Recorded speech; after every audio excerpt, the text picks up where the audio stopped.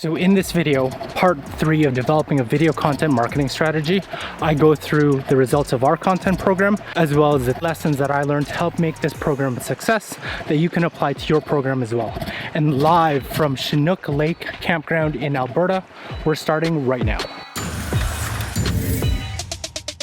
Hi everyone, I'm Carl. Welcome to Next Level Video Marketing, a channel where you get the latest strategies and tips to help you achieve your marketing and business goals through video.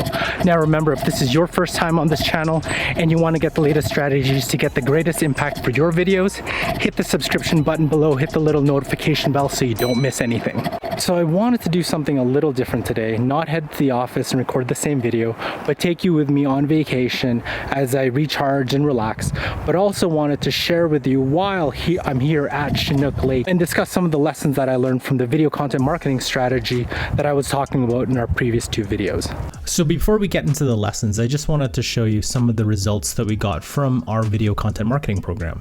And I usually lead with business results that I present every quarter to our executive team. So business results for this program are attributing 133 home sales in Alberta worth approximately $60 million, averaging $450,000 per home sale, with over 200 show home visits, which is a pretty significant amount. And when we talk about attribution, we usually talk about first touch attribution, where the Home Buyer School program was the first touch of our customers, whether it's the podcast, the video, or the website. So I want to go through the consumption metrics on YouTube for our podcast and our website. So for YouTube, we've got a total of 2 million views, about 128,000 watch hours, approximately 24,000 subscribers, and around 11,000 in generated revenue so far from AdSense. So that's about 400 hours watched a day, 5,500 views a day, and 3,300 subscribers, new subscribers a month. For our podcast metrics, we're looking at about 157,000 total downloads. Most of them are through Apple Podcasts, but that also includes Stitcher, Google Play.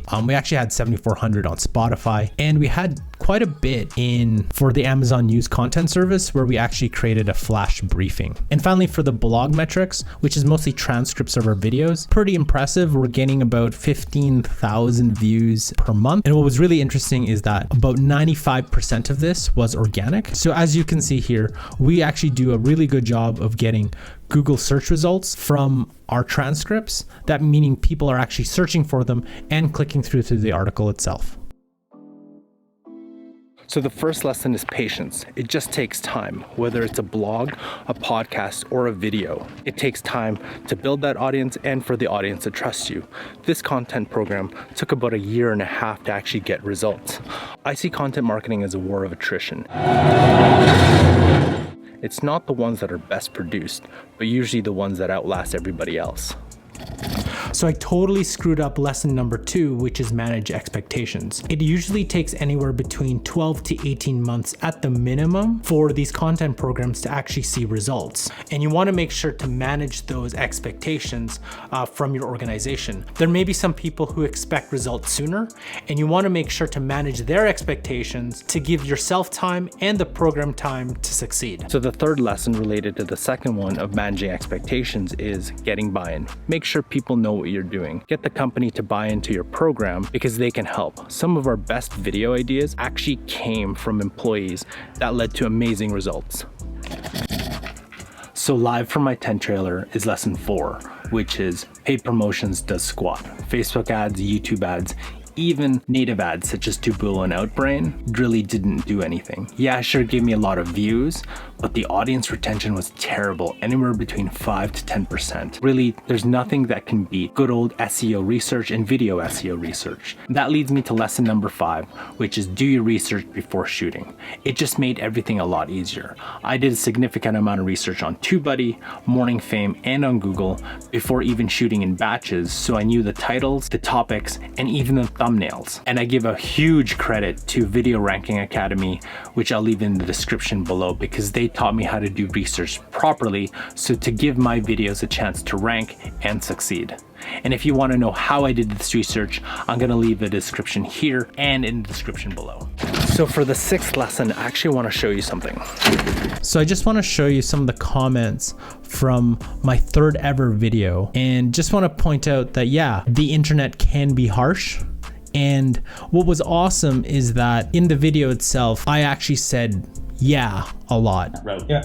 I think a current builder developer and that land off to builders who are able to buy larger parcels of that land. But what I'm trying to point out here, even though some of these comments are pretty nasty, it helped me improve, because for the next episodes, I actually stopped saying yeah. And I looked back at the episode and it was distracting. So as you saw from the comments, I sucked when I first started, but 200 videos later, I just got better. So if you have any reservations about being in front of the camera, don't. Just try to focus on getting 1% better each time and you'll get there. So lesson number 7 is document your content marketing strategy.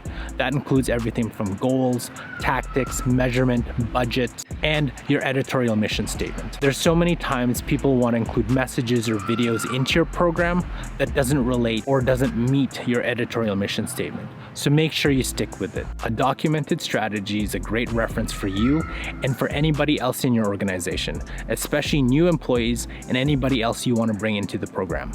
So the final lesson is just get started.